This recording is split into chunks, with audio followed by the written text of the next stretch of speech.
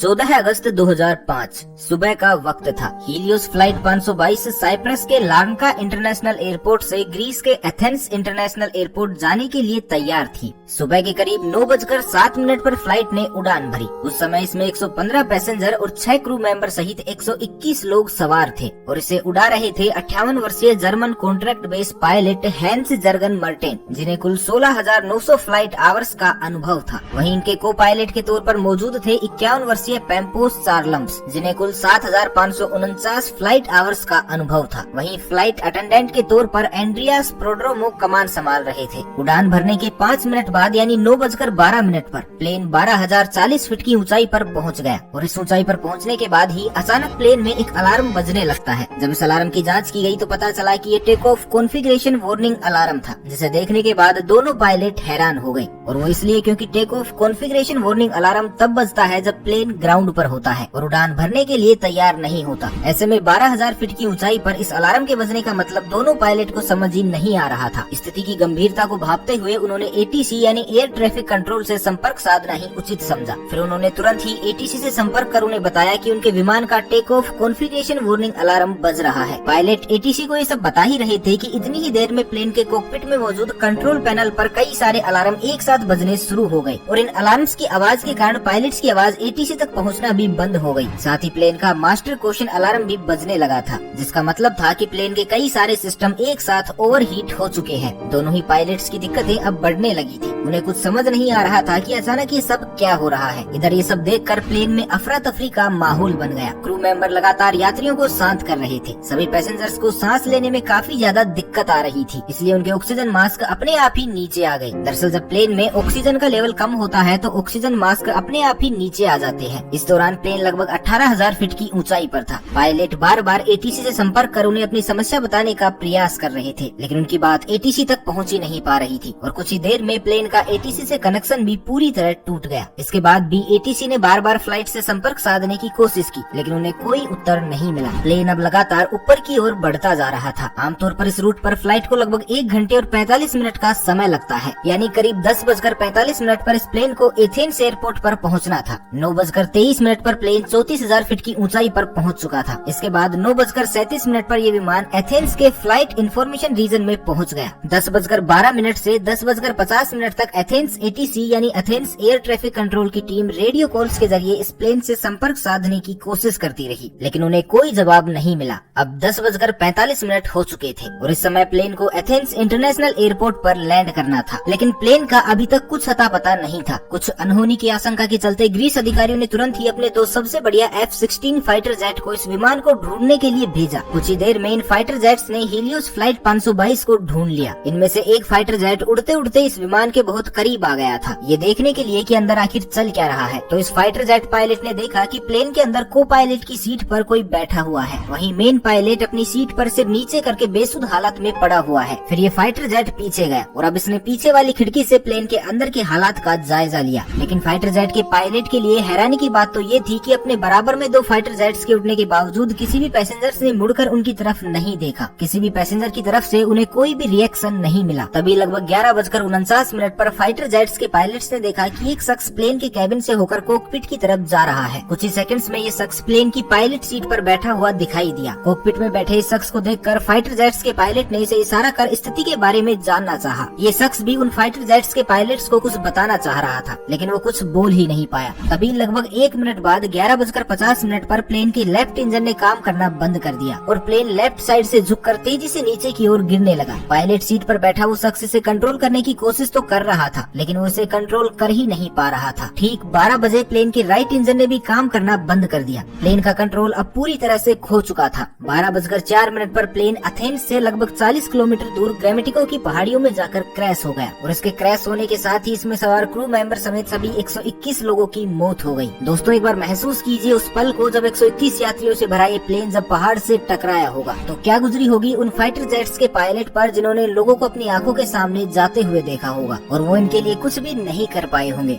इसके बाद ग्रीस में फ्लाइट 522 के क्रैश होने की खबर सभी जगह आग की तरह फैल गई। तुरंत रेस्क्यू ऑपरेशन चलाया गया। सभी 121 लोगों की डेड बॉडी को एक एक करके ढूंढकर बाहर निकाला जाने लगा। लेकिन जब हादसे में मिली कुछ लोगों की डेड बॉडी की ऑटोप्सी की गई तो एक चौंका देने वाली बात सामने निकल कर आई। दरअसल जहाज में में मौजूद ज्यादातर सभी लोग और पायलट्स प्लेन के क्रैश होने से पहले ही मर चुके थे। तो अब यहाँ सबसे बड़ा सवाल ये था कि जब पायलट प्लेन के क्रैश होने से पहले ही मर चुके थे तो लगभग 2 घंटे तक प्लेन का कंट्रोल किसके पास था। तो दोस्तों, हमने वीडियो की शुरुआत में एक व्यक्ति का जिक्र किया था, फ्लाइट अटेंडेंट एंड्रियास प्रोड्रोमो। जी हाँ, वो एंड्रियास प्रोड्रोमो ही थे जिन्होंने अभी तक इस जहाज को संभाले रखा था, क्योंकि अंत में उनकी ही आवाज एटीसी को सुनाई दी थी। एंड्रियास ने करीब 5 बार मेडे मेडे कहकर मदद की गुहार लगाई थी।